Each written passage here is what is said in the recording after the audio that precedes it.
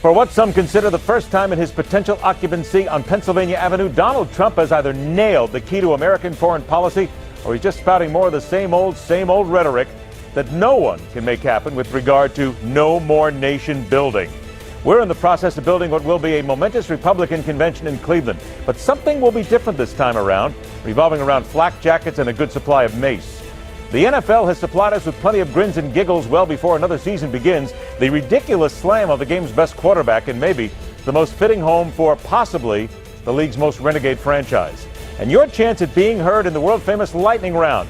We kick to the latest proposal making its way around Washington requiring women to register for selective service in case we ever once again get a military draft. I got a deeper question. Why not just require every 18-year-old man and woman to serve 2 years in the military? Let's be feisty. Let's be controversial. Let us begin by noting I'm Ed Berliner. This is The Hardline for Thursday, April 28th, 2016.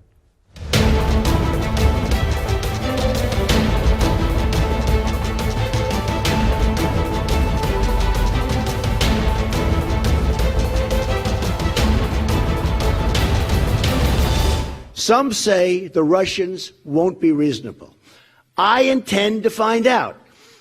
If we can't make a deal under my administration, a deal that's great, not good, great for America, but also good for Russia, then we will quickly walk from the table. It's as simple as that.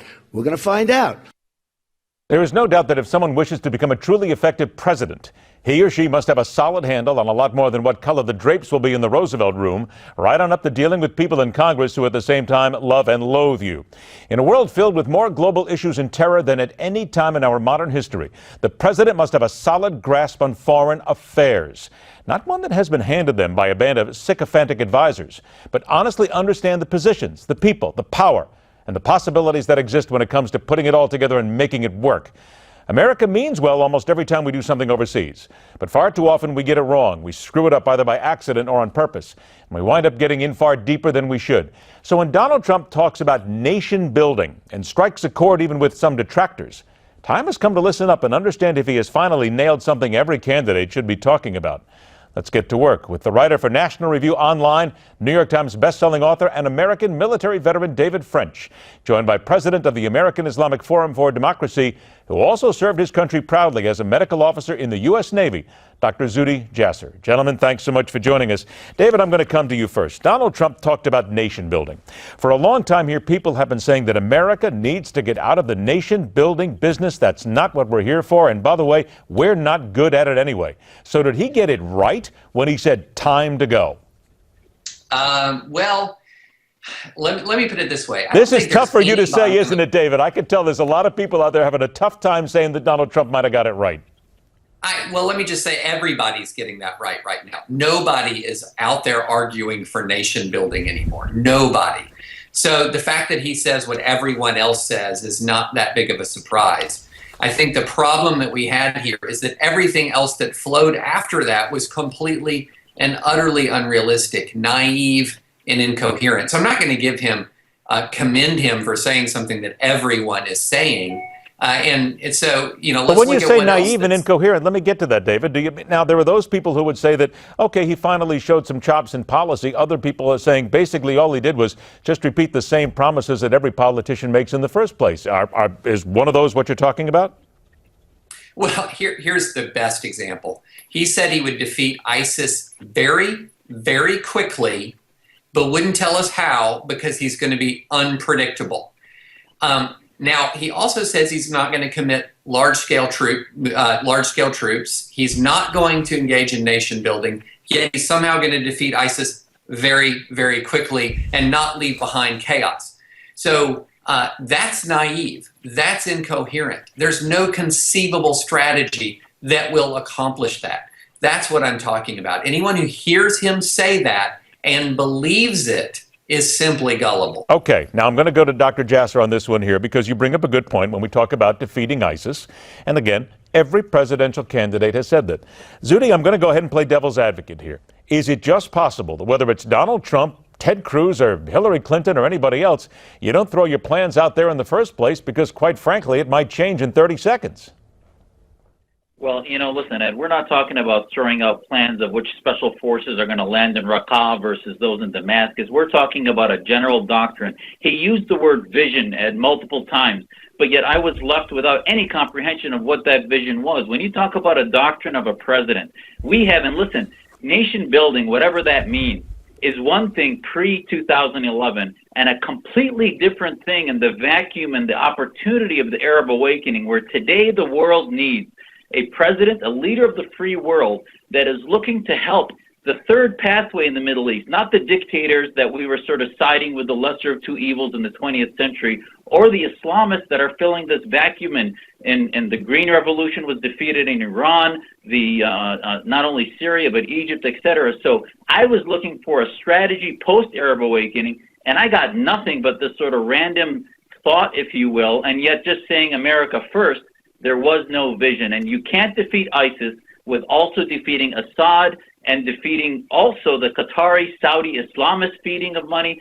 So that's the vision America should have been hearing yesterday. Okay. And unfortunately, we got none of that. You're right. You got to dig in. But you just said something here. You used the phrase America first, Zuhdi, and I'm going to stay on that because there are millions of people across America, whether they love Donald Trump or loathe him, they agree. They think America should be first at all times. So again, the devil's advocate, Zuhdi, what's wrong with saying that? Okay, but what does that mean? Absolutely. We don't want to allow ourselves to suffer on the vine because we're propping up countries that are failing. But America first, San Bernardino, Chattanooga, Paris, Belgium, these are all coming to attack us whether we want it or not. So there is an ideology much more threatening than even the Soviet communism was in the Cold War, which was political Islam that has 56 countries, Muslim majority, that is continuing to want to spread.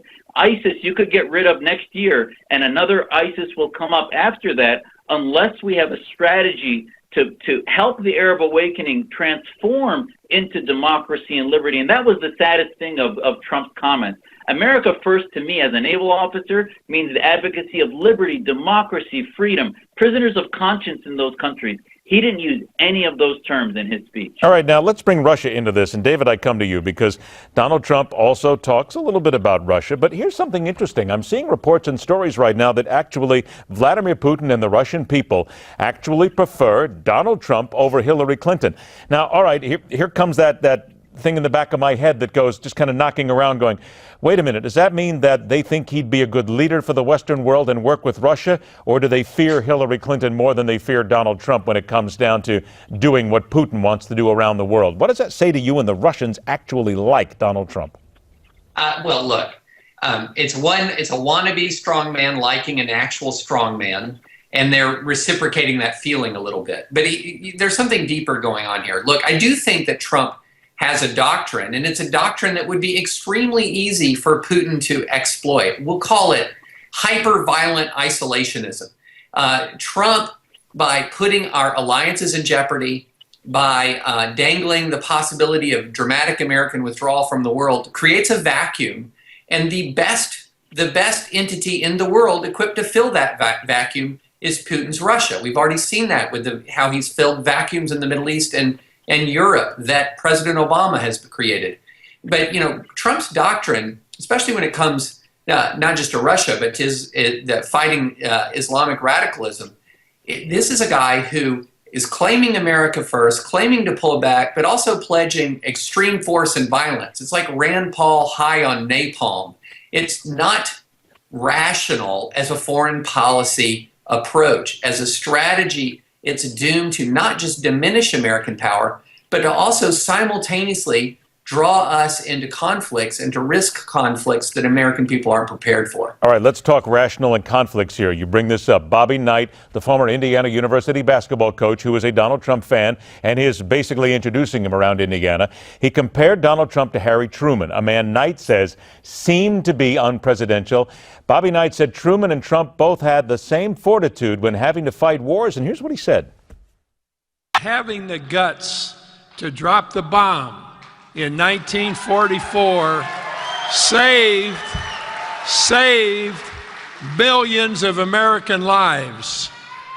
And that's what Harry Truman did, and he became one of the three great presidents of the United States. And here's a man who would do the same thing, because he's going to become one of the four great presidents of the United States. Let's just point out that Harry Truman authorized the nuclear bombing in 1945. Franklin Delano Roosevelt was still president in 1944. Just a minor issue here. But Zuhdi, I got about 60 seconds left. I want a quick answer from you on this one. How scary does that get to you when you think that Donald Trump might be the guy with his hands on the nuclear trigger? It's beginning to scare me more and more. And I'm sorry, but here's a man who called Tiananmen Square a riot. He called Chinese strong. He's kinder to Putin than he is to Senator Cruz and his political enemies here in America, or not enemies, but antagonists. So, to me, this is somebody who, if unleashed, he had actually said the military should follow his orders, whether it be about torture or violating Geneva Convention. So I'm afraid, yes, the Truman Doctrine, I think, was more thoughtful as far as our role in the world, and he did not want to use the bomb. So to talk about that from a basketball coach scares me as an American. And I hope that's not where we're going, and I hope we have a more thoughtful approach to our foreign policy. David, I got about 30 seconds. Last shot from you. What about those people who say that as a president, you've got to have the resolve to drop the bomb? Not necessarily do it, but you've got to be ready to do it if you have to. Look, I'm all for resolve, but the resolve has to be directed towards the proper ends. I mean, of course, Truman made the right decision to drop the bomb during a war for the survival of the United States, and in a war where millions more people stood to die if the conflict continued. But what evidence is there that Donald Trump has thought through the challenges facing this country to show that he would have any ability to rightly direct the resolve that he claims to have? And we have to leave it there. Dr. Zuhdi Jasser, David French, thanks so much for joining us. Conservatives from Venus, liberals from Mars coming up. But later this hour, the lightning round with a simple question. Is the time right? What would be so bad about mandating every 18-year-old serve 2 years in the American military? Get on the lines now. We're coming back on The Hard Line.